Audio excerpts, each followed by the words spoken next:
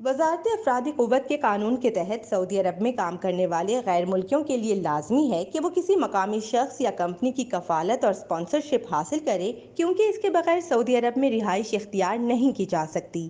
سعودی شہری یا سعودی عرب میں کام کرنے والی کوئی بھی کمپنی قانونی طور پر اپنے ملازمین کے اقامے، ورک پرمٹ، رہائش اور دیگر اخراجات پوری کرنے کی پابند ہوتی ہے۔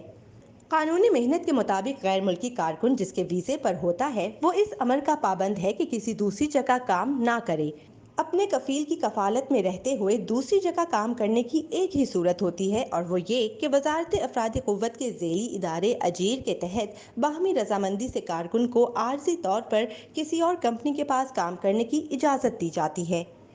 اجیر پرمٹ حاصل کیے بغیر اگر کارکن اپنے کفیل یا کمپنی کے علاوہ کسی دوسری جگہ کام کرتا پکڑا جاتا ہے تو اجیر پر بھی جرمانہ عائد کیا جاتا ہے، جبکہ قانون کے تحت کارکن کو قید، جرمانہ اور ملک بدری کی سزا کا سامنا بھی کرنا پڑتا ہے۔